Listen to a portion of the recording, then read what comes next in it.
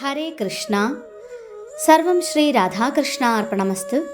അധ്യായം 18 സന്യാസത്തിൻ്റെ പരിപൂർണത. ശ്ലോകം 45.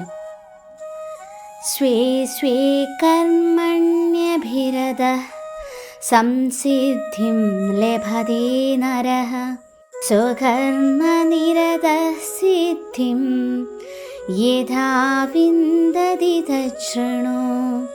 വിവർത്തനം: സ്വാഭാവികങ്ങളായ പ്രവൃത്തികൾ ചെയ്തുകൊണ്ടിരുന്നാൽ മനുഷ്യന് പൂർണ്ണത നേടാം. എങ്ങനെയെന്നു പറയാം, കേൾക്കൂ. ശ്ലോകം 46. യഥ പ്രവൃത്തിർഭൂതാനാം യേന സർവമിദം തതം സ്വകർമ്മണാ തമഭ്യർച്ച്യ സിദ്ധിം വിന്ദതി മാനവഃ. വിവർത്തനം: സർവജീവികളുടെയും പ്രഭവസ്ഥാനവും സർവവ്യാപിയുമായ ഭഗവാനെ ആരാധിക്കുക നിമിത്തം സ്വകർമ്മങ്ങളിൽ കൂടി ഒരു വ്യക്തിക്ക് പരിപൂർണതയിലെത്താം. ഭാവാർത്ഥം: 15-ാം അധ്യായത്തിൽ പറഞ്ഞതുപോലെ സർവ ജീവജാലങ്ങളും ഭഗവാന്റെ അംശങ്ങളാകയാൽ അദ്ദേഹം തന്നെ അവയ്ക്ക് കാരണഭൂതൻ. ജന്മാദ്യസ്യയതഃ എന്ന് വേദാന്തസൂത്രം ഇതിനെ പിന്താങ്ങുന്നു. അതുകൊണ്ട് പരമപുരുഷനാണ് എല്ലാ ജീവജാലങ്ങളുടെയും ഉത്പത്തിസ്ഥാനം. ഭഗവത്ഗീതയുടെ 7-ാം അധ്യായം വിവരിക്കുന്നത് പോലെ ആ ഭഗവാൻ തൻ്റെ ആന്തരവും ബാഹ്യവുമായ 2 ശക്തികളാൽ സർവവ്യാപിയായുമിരിക്കുന്നു.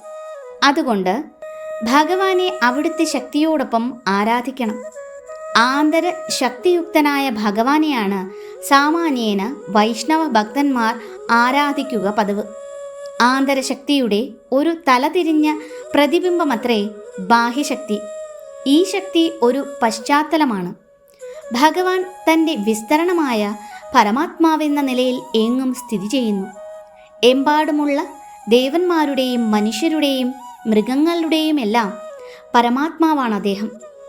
അവിടുത്തെ ഒരംശമെന്ന നിലയിൽ ഓരോ ജീവൻ്റെയും കർത്തവ്യമാണ് ഭഗവത് സേവനം എന്നു മനസ്സിലാക്കണം. എല്ലാവരും തികഞ്ഞ കൃഷ്ണാവബോധത്തോടെ ഭക്തിയുത സേവനത്തിൽ ഏർപ്പെടണം എന്നാണ് ഈ ശ്ലോകത്തിൻ്റെ സന്ദേശം. ഇന്ദ്രിയങ്ങൾക്ക് ഉടമയായ ഹൃഷീകേശനാണ് തന്നെ ഒരു സവിശേഷ പ്രവൃത്തിക്കായി നിയോഗിച്ചിട്ടുള്ളതെന്ന് ഓരോരുത്തർക്കും ഓർമ്മ വേണം. ആ കർമ്മത്തിൻ്റെ ഫലം കൊണ്ട് അവർ ശ്രീകൃഷ്ണ ഭഗവാനെ ആരാധിക്കുകയും വേണം. തികഞ്ഞ കൃഷ്ണാവബോധത്തോടെ ഇങ്ങനെ അനുഷ്ഠിച്ചു പോന്നാൽ ഏതു വിഷയവും ഭഗവാന്റെ അനുഗ്രഹത്താൽ സുഗ്രാഹ്യമായി തീരും. അതാണ് ജീവിതത്തിൻ്റെ പരിപൂർണത. ഭഗവത്ഗീത വിശദമാക്കുന്നു: തേഷാമഹം സമുദ്ധർത്ത 12:7. അങ്ങനെയുള്ള ഒരു ഭക്തനെ ഉദ്ധരിക്കുന്ന ചുമതല ഭഗവാൻ സ്വയം ഏറ്റെടുക്കുന്നു എന്ന്. അതാണ് ജീവിതത്തിൻ്റെ പരമോന്നതി. ഏത് തൊഴിലിലേർപ്പെട്ടിരുന്നാലും ഒരു വ്യക്തി ഭഗവാനെ സേവിക്കുന്നുവെങ്കിൽ അവൻ പരമോത്കൃഷ്ടമായ പരിപൂർണത നേടും. ഹരേ കൃഷ്ണ. സർവം ശ്രീ രാധാകൃഷ്ണാർപ്പണമസ്തു.